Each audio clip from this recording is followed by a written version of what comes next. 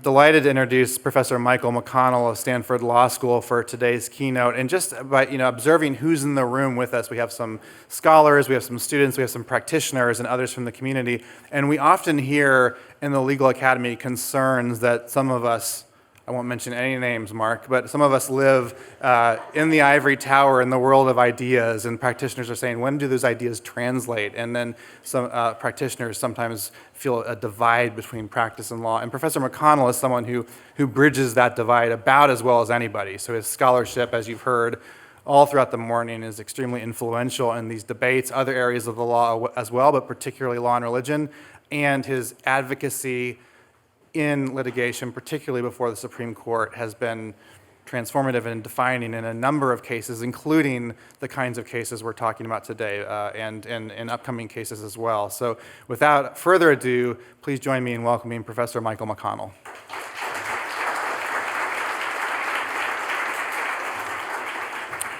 Thank you, John. The only really bad thing about this is that when you're speaking and you know the lunch is at the end, you owe a certain obligation to be brief, which isn't my strong suit. So in honor of John, who's become sort of Mr. Freedom of Association, and I'd like to also shout out my former student, Ash Bhagwat, who's written one of the best recent books on freedom of association. That's what I have chosen to talk about for this keynote.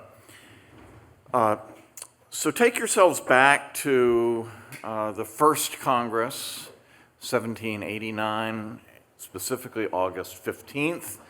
They are debating James Madison's proposals for the Bill of Rights, and they've come to what we now know as the First Amendment, although for them it was the Third Amendment. And the draft that's before the House of Representatives has a somewhat familiar structure. It protects a certain congeries of rights. It protects speech, it protects press, it protects the right of the people to assemble and consult for their common good, and it protects the right of petition.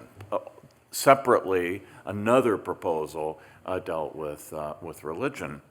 And this is, I think, significant because they understood these various expressive rights as being separate and independent and worth talking about. And each of these provisions had its own common law history. None of these, of course, just comes out of nowhere. So press, for example, people knew what freedom of the press meant. It was a combination of a no licensing rule and a prohibition on prior restraints. So that's what freedom of the press was. Speech was quite different from that. Petition was essentially an absolute right. If you presented what you said in the form of a proper petition, you could not be prosecuted for seditious libel or for defamation, or essentially an absolute right. The contours of each of these separate expressive freedoms were quite different. Obviously a lot of overlap, but they were quite different. And so this proposal is before the floor, and the principal objection to it was made by Theodore Sedgwick, a congressman from Massachusetts, a very good lawyer, a Federalist. And he objects to the right of assembly, to having that spelled out. And here's what he had to say, a direct quote. He says, "What," said he, "shall we secure the freedom of speech and think it necessary at the same time to allow the right of assembling? Why, if people freely converse together, they must assemble for that purpose. It is a self-evident, unalienable right which the people possess. It is certainly a thing that would never be called into question." So note the nature of Sedgwick's objection to this proposal is that assembly is redundant. If you have freedom of speech, it must be, Sedgwick says, that you have the right to assemble for this purpose. And why? And he goes on to say basically that our constituents will think we're idiots for doing all these trivial things that don't matter. Well, let's stick to the fundamentals. The response is given by John Page, who is a rather flamboyant Jeffersonian from Virginia, and he reminds the First Congress that he says such rights have been opposed. And remember, what he's talking about specifically is this right of assembling. Right? He says such rights have been opposed. Quote, people have also been prevented from assembling together on their lawful occasions. Now, from some other evidence in his speech, we know what he was talking about, and everybody there knew what he was talking about. He was talking about the prosecution of William Penn for unlawful assembly, for delivering a religious sermon, a Quaker religious sermon, on a public street in London. And I'd like to emphasize that he was delivering this on a public street, that is to say, public property in London, and he was being prosecuted essentially on the theory. I'm embellishing a little bit because the prosecutors were not that clear in the Penn case, but essentially it's because the city of London owns its streets, and they're able to control what goes on in their streets. So, and Penn is prosecuted for delivering this sermon on the public street. Returning now to Page, direct quote, therefore, he says, it is well to guard against such stretches of authority by inserting the privilege, that's freedom of assembly, in the Declaration of Rights. If the people could be deprived of the power of assembling under any pretext whatsoever, for example, ownership of the streets, they might be deprived of every other privilege contained in the clause. In a sense, he's turning Sedgwick's argument back. He's giving the reverse version. So Sedgwick is saying, well, if we can speak, obviously we can do the things antecedent to speaking. And Page is saying, well, if the government can prevent us from doing the things antecedent to speaking, then they could effectively prevent us from exercising the other expressive freedoms as well. And so, in effect, Sedgwick regarded it as obvious that freedom of speech encompassed the right of people to freely converse together and thus to get together in groups for that purpose. But Page, I think, was right that the British authorities permitted no such thing and that mere protection of speech might not be sufficient. Right? That control over such things as the public streets might be able to prevent the assembling. Right? And so it may seem obvious, at least it did to Sedgwick, that people have the right to meet together in groups, to converse together freely, but the importance of this right, according to Page, argues for including a separate and independent protection for it in the First Amendment. So what is the difference between the contours of the rights of speech and the right of assembly, or what we would now more likely call freedom of association, this right to get together for the purpose of conversing? So the right of speech, the freedom of speech right, focuses primarily on the message. And so that's why the core of modern free speech doctrine is a prohibition on the government's engaging in content-based or viewpoint-based discrimination. So you look at the message to see whether what the government is doing violates the freedom of speech. If instead of content or viewpoint, it's time, place, or manner, well, the government has substantial latitude to regulate speech in these other contexts, but not based upon content. So it's really the message that freedom of speech law focuses on.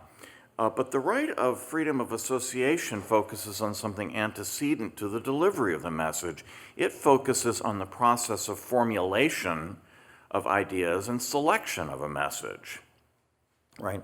And this right, and that's one point. And then the second point that I think is different between speech and association is that Unlike bare freedom of speech, freedom of association directs our attention to the social or communitarian elements in this activity.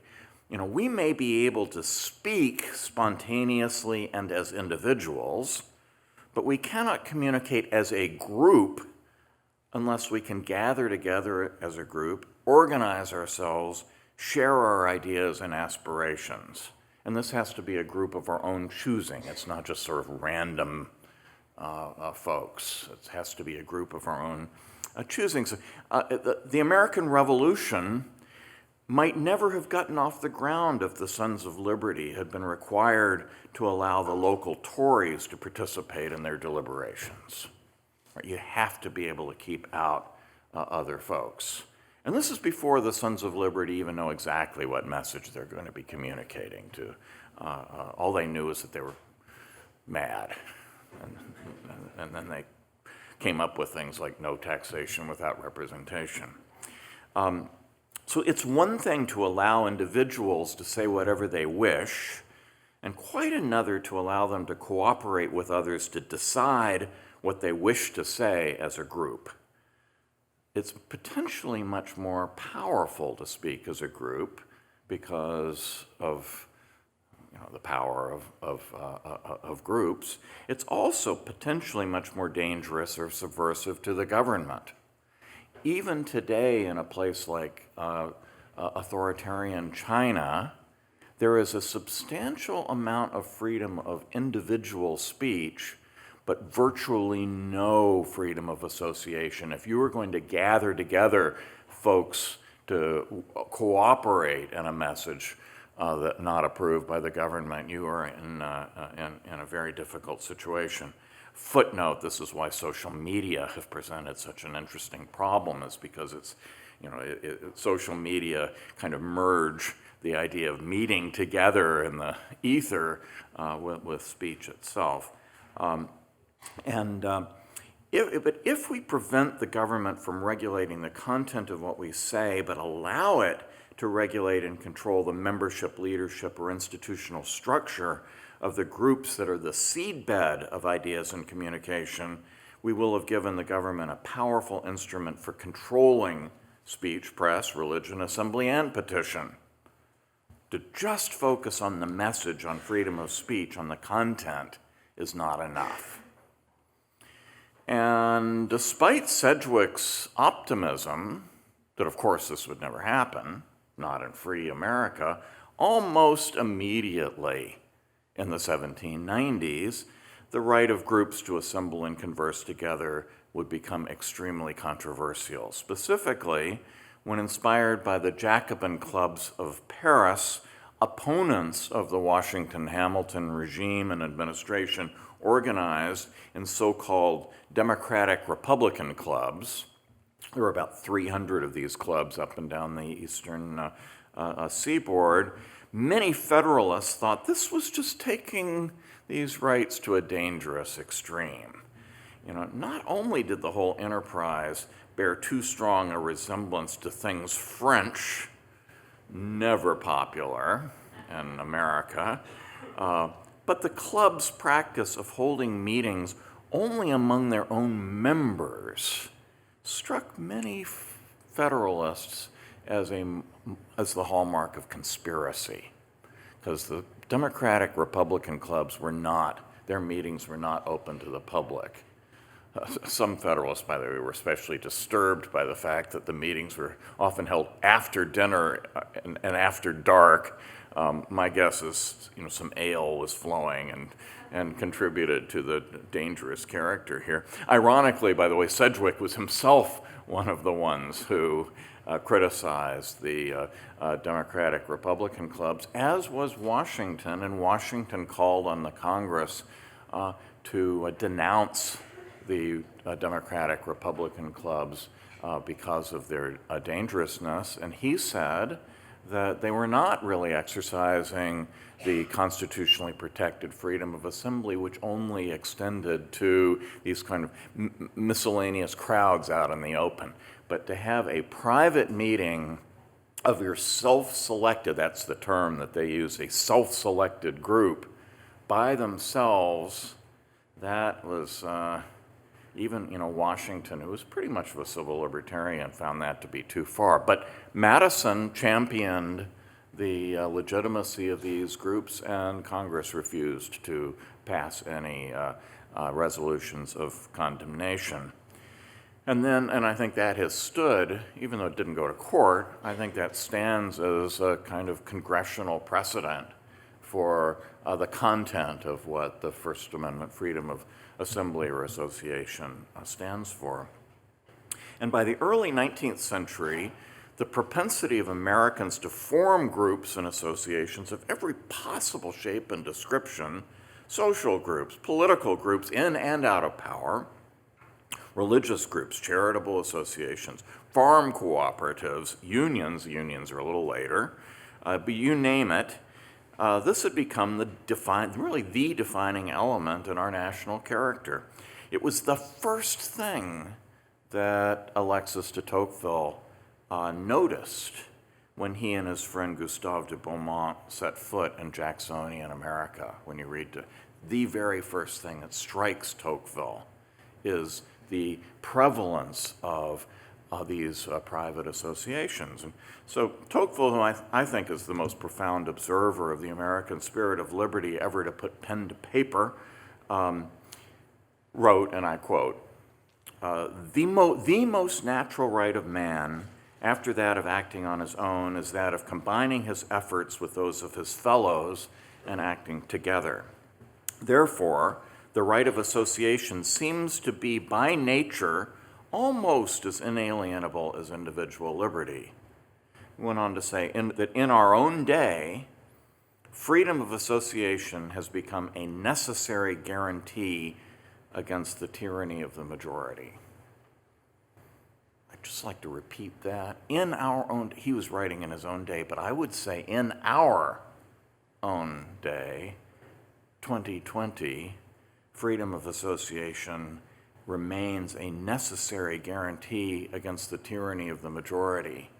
Anyone who teaches in a modern university or is a student in a modern university will know just how important groups are for students, especially those who have, peculiar political or religious views that are not supported by the large majority.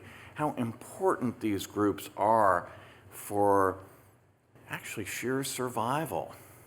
Right? It is so difficult to stand alone against the forces of intolerant political or religious or other majorities. You need people to stand with you, but if you've got your little cohort, you might be able to do it. But so the freedom of association is a necessary guarantee against the tyranny of the majority.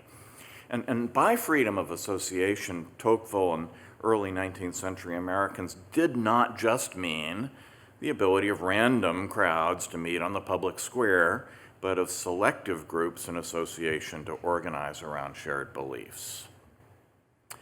Might also add here, although it's not in my notes, that just where did people meet? Well, religious groups might meet in church, but lots of them didn't. Lots of them were having outside meetings for a variety of reasons, cultural and religious historical reasons we could talk about, right?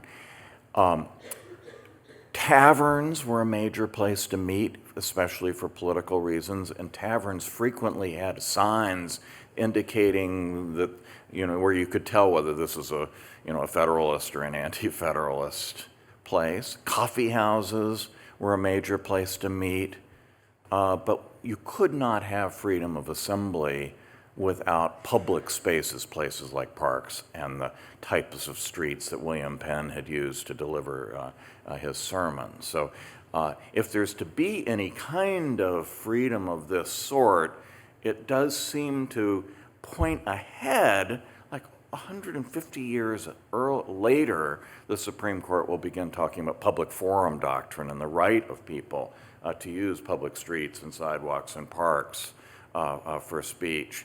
But from the beginning, this is built into the logic of how people meet together and form in groups. And so back to Tocqueville, he explains, quote, an association, and here's a great definition, an association simply consists in the public and formal support of specific doctrines by a certain number of individuals who have undertaken to cooperate in a stated way in order to make those doctrines prevail.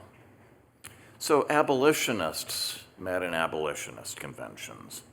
Methodists prayed together in Methodist camp meetings.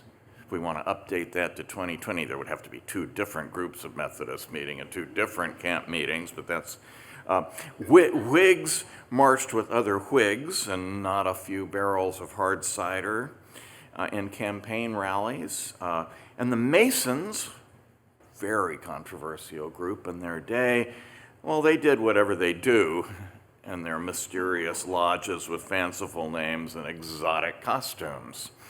And diversity of opinion spread through diversity of groups.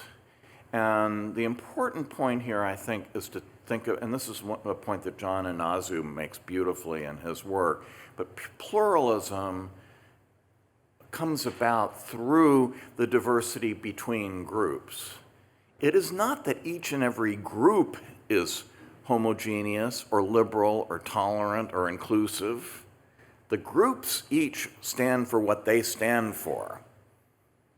The society is pluralistic and tolerant and inclusive because all of these individual, more homogeneous, often intolerant, certainly sectarian and doctrinaire groups, all are free to meet. So it is not, I hate to use Canadian, the Canadians like to brag that they are not a melting pot, it's a mosaic. Well, I don't like to give Canadians too much credit, but they're right about this. This is what freedom of association is like. It's a mosaic. It's not a melting pot. So just as freedom of speech necessarily includes the freedom not to be compelled to affirm beliefs you don't share, the freedom of association necessarily includes the freedom to limit your association to persons who share your values and beliefs. Were it not so, then outsiders and even adversaries to your perspective could have the power to alter or distort your message. Thus, there was a time when the Supreme Court protected this freedom rather strongly. It was a brief period of time, but during this period, the Supreme Court stated in a unanimous opinion, quote, "The freedom to associate necessarily presupposes the freedom to identify the people who constitute the association and to limit the association to those people only." This was not a conservative principle, and it was not a liberal principle. It was a constitutional principle shared across the usual ideological divides. So my former boss, Justice William J. Brennan, put it this way, and I quote, "There can be no clearer example of an intrusion into the internal structure or affairs of an association than a regulation that forces the group to accept members that it does not desire. Such a regulation may impair the ability of the original members to express only those views that brought them together. Freedom of association therefore plainly presupposes a freedom not to associate." In roughly the same period, Justice Sandra Day O'Connor, sort of from the other wing of the court, wrote, "Protection of the association's right to define its membership derives from the recognition that the formation of an expressive association is the creation of a voice, and the selection of members is the definition of that voice." Moreover, the court made clear during this period that a wide variety of governmental actions could impinge upon this freedom of association. When I say could, I mean could illegally impinge on this freedom of association. It wasn't just direct governmental coercion, but again, quoting from Justice Brennan, that the government, quote, "may unconstitutionally infringe upon this freedom in a number of different ways, and in 2 of the cases, the court held that the group's exercise of freedom of association could not be used as a basis for excluding the group from a forum for speech. One of these, Healy against James, involves a campus SDS organization that refused to abjure violence, and the Supreme Court held that they could not be excluded from being a student group with access to full student, all of the usual facilities at the university. And this is where things stood then when I was asked, just shortly after I stood down from the 10th Circuit bench, to represent a student group in the Supreme Court in a case called Christian Legal Society versus Martinez. This is a case that I suspect most people still remember this case, a little bit better known than Thornton against Cowlor. But the facts are, for those who don't remember it. So it involves Hastings Law School. Hastings is a public university law school, independent. It's not part of a larger university, but it is a public institution in downtown San Francisco. And like most law schools, like Stanford, like WashU, I'm sure, the law school set up a forum for student groups. It included the right to use rooms, to use communications facilities, like the email listservs and so forth that go out to the students, money for public events. The stipulated purpose for this program was, and I quote, to promote diversity among student groups. That is, I think, that's the mosaic idea. The diversity is among the groups. The groups are not necessarily diverse. You can have student groups that are themselves, you can have environmentalist groups, you can have feminist groups, you can have libertarian groups, you can have a Federalist Society, you can have an American Constitution Society. The groups are not diverse. It is the system as a whole, the diversity among groups, that produces the pluralism and diversity. Well, one and only one group had ever been denied the right to participate in this program, and that was my client, the Christian Legal Society. What does the Christian Legal Society chapter do? Well, there were like 5 or 6 of them at Hastings. Mostly they sort of met together and cowered in the hostile atmosphere of Hastings in downtown San Francisco, but they held Bible studies, they invited speakers, they had dinners, they organized transportation to worship services for their members. All of their activities were open to all of the students, but they limited the leadership and voting to their own group so that they would be able to control its message. The way I like to put it is they had this quaint idea that maybe atheists should not be leading their Bible studies. You might think that sharing the religious view, not being an atheist, not being a Zoroastrian, is a little bit like the tennis team wanting to make sure the captain of the tennis team plays tennis, but obviously this raises deeper questions than this. So their leadership and voting membership was limited to Christians who subscribed to their statement of belief. And in that statement of belief, and here is the rub, these students believed that sexual intimacy should be reserved for marriage. And at this time, marriage in California meant marriage between one man and one woman. So only students subscribing to this statement of beliefs could vote on this group's policies and programs, or speak in its name, or lead the weekly Bible studies. And this requirement was said to run afoul of the Hastings non-discrimination policy. Now, the exact content of this policy was a matter of enormous confusion in this case. You could read it, and it says, it basically, groups may not discriminate on the basis of the usual things, race, sex, blood, and religion.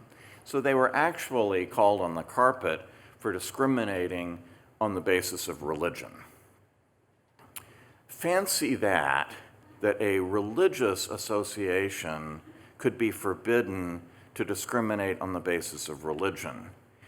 Religion happens to be the only one. If you look at the litany of things, race, sex, disability, sexual orientation, all of those things, religion is the only one of those categories that has to do with what you believe. Other things, what color are you? What are your sexual characteristics? What are your sexual preferences? What are your disabilities? All of the others have to do with characteristics mostly of the body. But the only one of those things that relates to belief is religion. Lots of the groups at Hastings were organized around belief. So you had an environmentalist club, you had a feminist club, you had a gay rights organization that was open to people of all sexual orientations so long as they believed in the political principles of the organization. There was a Democrat club. There wasn't a Republican club, of course not. But there was a Democratic club. I assume there was probably a Trotskyist club and a Stalinist club. I don't know. I'm making this up. But we know that there was a Democratic club, and all of them were free to limit their leadership to people who subscribed to their views. 6 of them did, according to the charters of the clubs that were in the record in the case. But in the middle of the litigation, Hastings announced that in fact its policy was really quite different than this, that rather than having this litany of particular things, of which religion is the only one, it turns out religious groups are the only ones that would not have the right to limit their leadership according to their belief.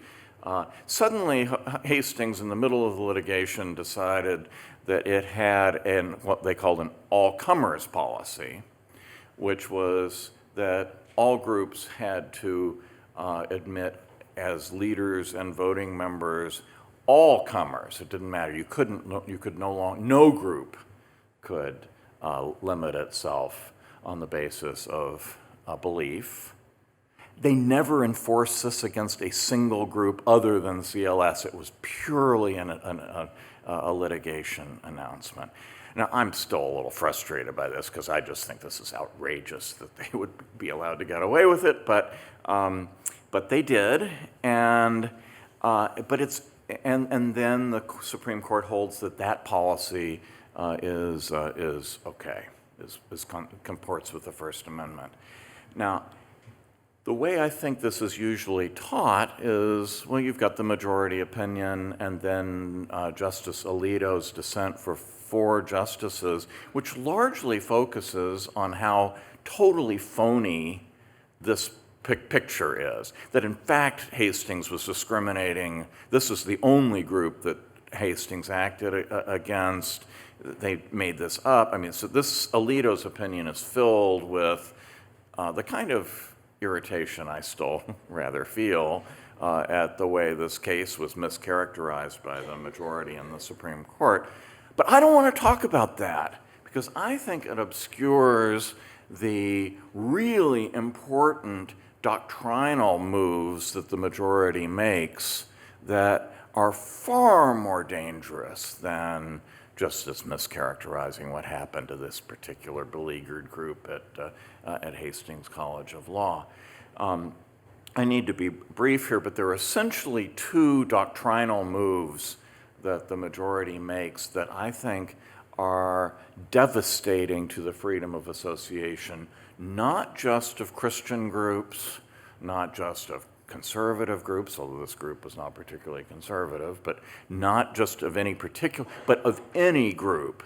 I think there are 2 doctrinal moves here that really are devastating to any civil libertarian understanding of of freedom of association.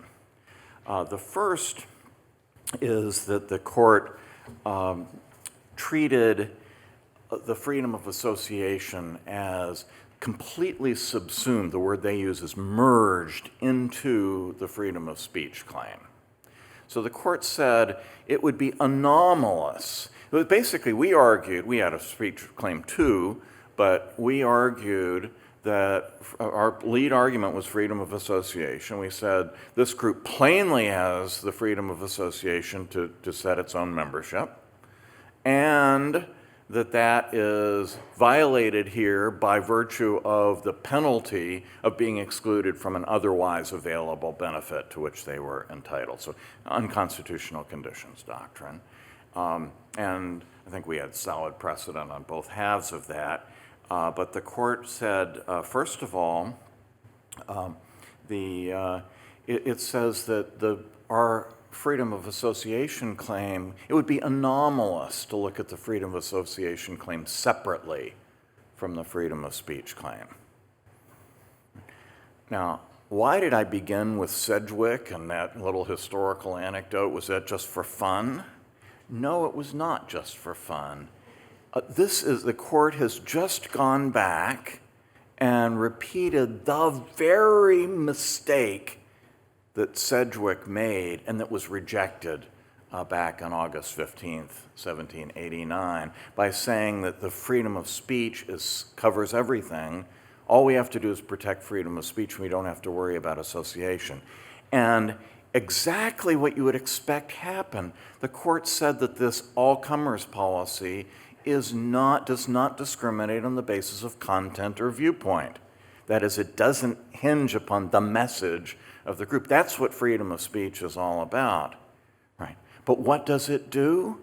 It prevents groups from gathering around a particular message of their choice, right? That's what freedom of association is about. It's not about content and viewpoint discrimination. And so by holding that a freedom of association claim merges into the freedom of speech claim, and if you lose on the freedom of speech claim, you necessarily lose on your freedom of association claim. The court has effectively written freedom of association, freedom of assembly out of the First Amendment. Footnote, they've done this with other clauses too. Right of freedom of petition was read as identical to freedom of speech back in 1985. They no longer give any separate content to freedom of press. I think Smith can not quite, but can sort of be understood as making free exercise of religion not much more, because only when the government is discriminating against a particular content, namely religiosity, does freedom of free exercise kick in. Essentially, the court is engaged in this homogenizing of the First Amendment, which is bad for civil liberties for exactly the reason John Page said so back in 1789. So that's the first point. The second point, doctrinally, is that the court over and over described the right of this group to participate in an otherwise available forum as a, quote, subsidy. And the court said, specifically in a quote from a page, I'm fumbling here to find it, the court said, and it's specifically in the opinion that Hastings is, quote, dangling the carrot of subsidy, not wielding the stick of prohibition. All right, so what does this mean? It means, I think, that freedom of association can be penalized, it can be punished, it can be burdened by denial of things that we call benefits, including benefits that are open to everyone else, all other student groups on a non-discriminatory basis. So exclusion from this otherwise available benefit is that's just denying them a subsidy. That's okay. So doctrinally, how do we translate this? I think what the court is saying is that the unconstitutional conditions doctrine does not apply to freedom of association. Now, there are two problems with this. One is precedent, because the court had, on at least two earlier cases, protected freedom of association precisely in the context of exclusion from otherwise available public forum for speech. So precedent, they're violating precedent without even quoting the precedent, even though it was quoted to them, I assure you. And the second problem with this is the logic. Why not?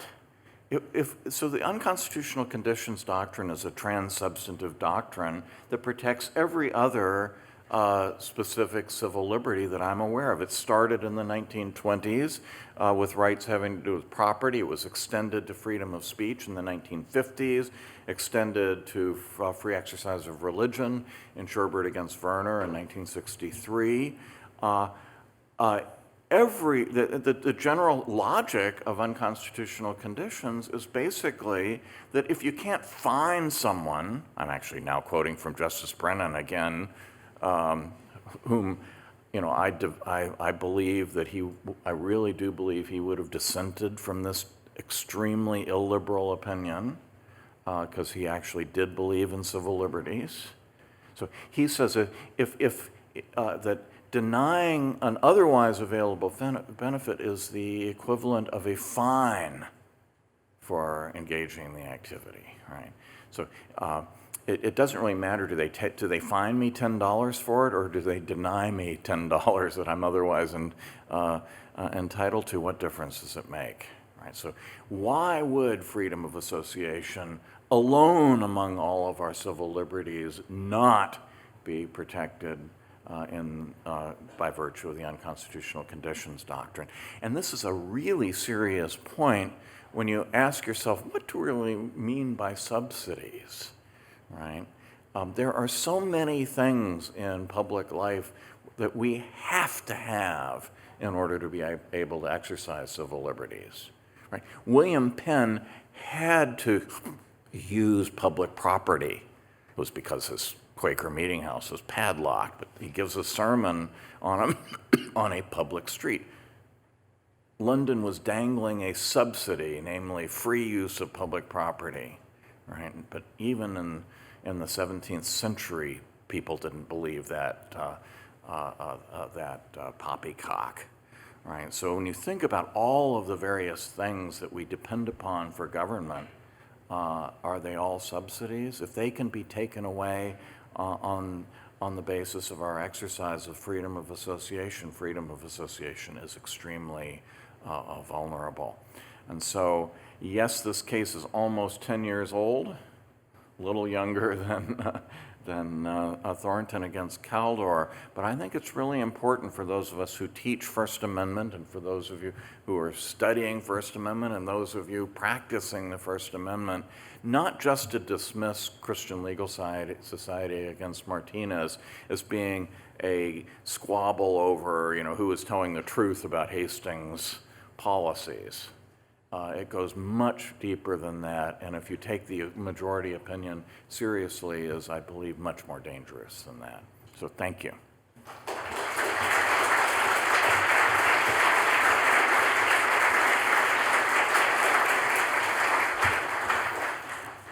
And so we now have 15 minutes left, either for questions or maybe getting to lunch early. Which will it be? Yeah, Stephanie. Microphone is coming.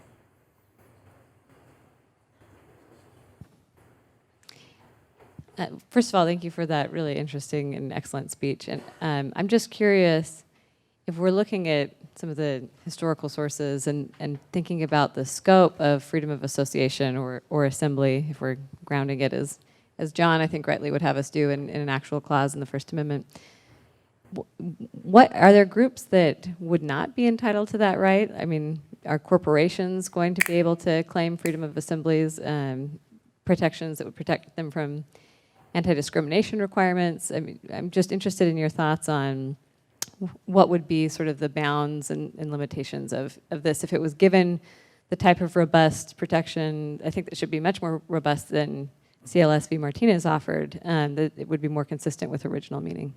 Now, so prior to the court's retreat, now we're talking about during sort of when they were really serious about protecting freedom of association, there were some limits. If we're talking about freedom of expressive association, which is essentially what I've been talking about today, that was not extended to commercial associations. This comes about in Roberts versus United States JCs, in which the JCs were an all-male organization. The court upheld a state law which required it to be open to women as well. And there are lots of arguments going on. It's not a lot more analytically precise than Chris's reminder of this morning. But I think the best reason, the most sort of compelling reason, is that the JCs were a business networking organization. Yes, they did good works, and they would do various things, but essentially what they were doing was training young men in the skills of being successful businessmen.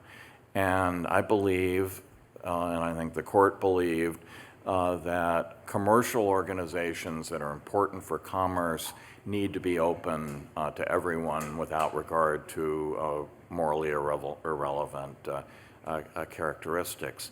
Now, if the JCs also had a particular belief that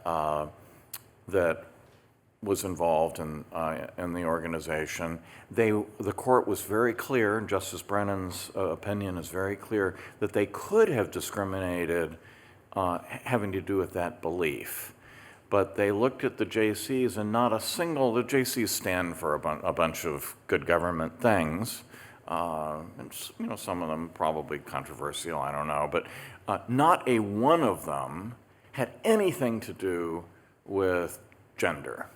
And so this was so to exclude women was irrelevant to their own set of beliefs.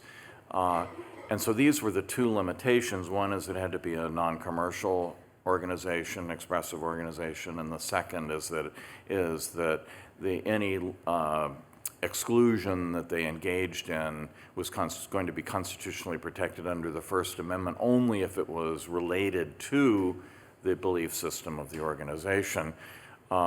This was not an issue in the CLS case, first obviously commercial, but secondly, no one questioned that Christianity was a belief system related to being a Christian organization. Even Hastings didn't challenge that. So there are some limitations there, including, and so corporations, I think, are necessarily commercial organizations. Now, it may be that there are some aspects of freedom of association outside of this doctrine that might possibly apply to corporations.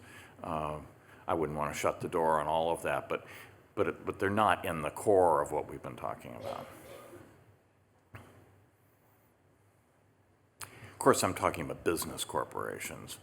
Many non-commercial organizations are corporations. The Sierra Club is a corporation. The Presbyterian Church is a corporation. I suspect WashU is a corporation. But we're talking about business corporations. Hi, Professor. So with CLS versus Martinez, the way that a lot of, say, religious student groups or political student groups sort of get around this on campus is they'll just elect the leadership of their organization. So the college Democrats has no problem thinking that, a hardcore libertarian is going to get into leadership and ruin the organization because they'll make sure to vote people who agree with the platform of the Democratic Party. And the Student Christian Fellowship is going to vote people inconsistent with their beliefs. So apart from the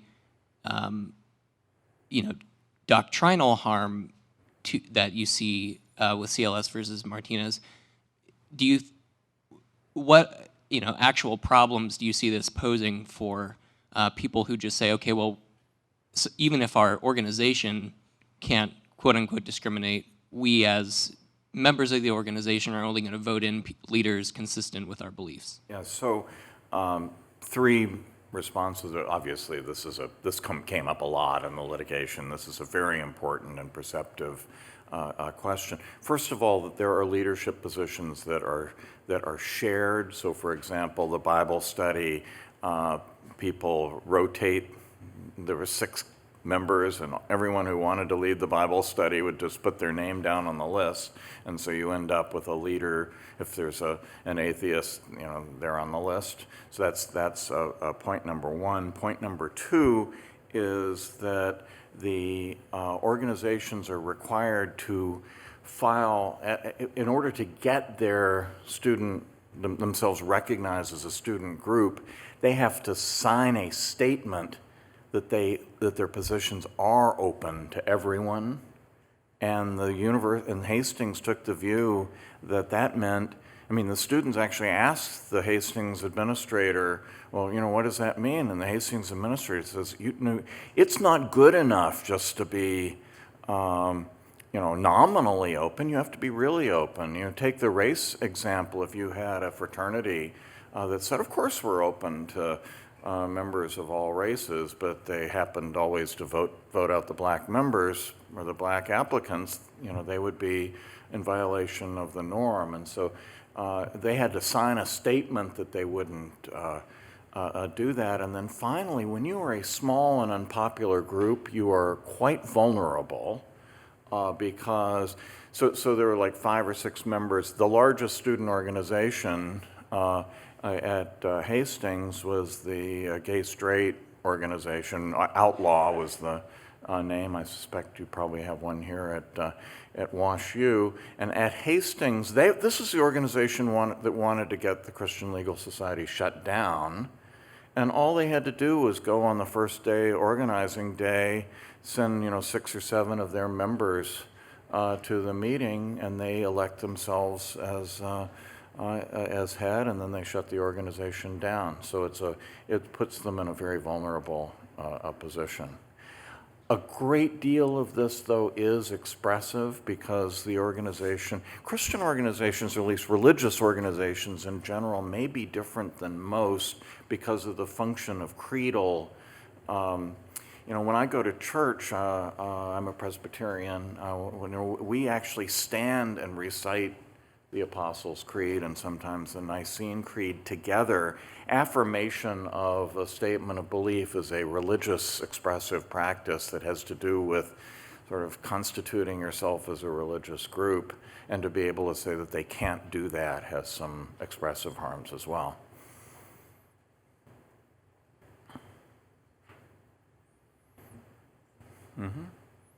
Al?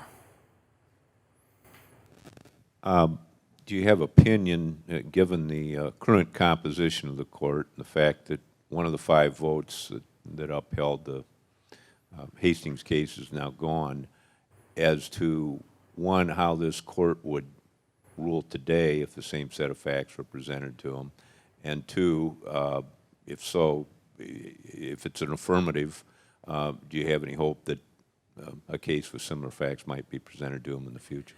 Well, first of all, I'd hope they get a better lawyer next time. And then, if you're doing vote counting, my guess is that the case comes out differently today. But the court both does and should pay respect to its precedents. And I don't believe that every case that 5 justices today think is wrongly decided ought to be overruled tomorrow. I may be old-fashioned in that.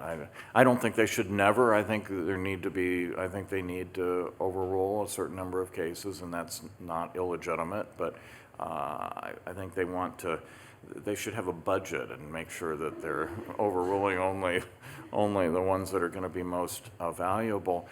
And what has happened on the ground, I'm actually glad you asked this because there have been developments on the ground since then. It turns out an actual all-comers policy is such a wrecking ball. It is so outrageous and preposterous a policy that most universities don't do it. right after CLS Stanford, our student, dean of whatever, this is, of the college, I don't have that much to do with the college, but I was told this, announced that, oh yes, Stanford also has an all-comers policy. Of course we didn't, but announced this, and the Christian student groups were like, oh no, are we going to be kept their Stanford surprisingly has an extremely vibrant student religious life. There are over 40 registered religious student groups at Stanford University. And they were in a tizzy. What's going to happen to us? And as Stanford thought through the implications for its other clubs of actually enforcing an all-comers policy, they quietly just sort of never did anything about it. And since CLS versus Martinez, there has been litigation, several cases involving University of Iowa, I think one involving University of Wisconsin, in which the courts have held that the old-fashioned kind of, this, that, and the other non-discrimination is in fact unconstitutional under the First Amendment. And since that's what almost every university really has, it's possible that these cases aren't going to come up again. Now, there no longer is a Christian group at Hastings. So, who knows for there. But it has not been that devastating. There's been a lot of litigation, though, and so, we'll see. But the first line of defense is to distinguish the all-comers policy in Hastings from the actual practical policies that are being enforced at most places. There's also another solution relating to what the gentleman here on the side said. I recommend to Christian groups, in order to avoid some of these problems, I recommend to them that if they don't want to fight on principle, if they just want to survive and do their thing, that what they should do is require that anyone attend like 3 meetings before they have a right to vote. That doesn't violate any rule that I'm aware of, and I don't think that anybody hates them enough to sit through 3 Bible study sessions in order to be able to do them in. So they're practical things you can do.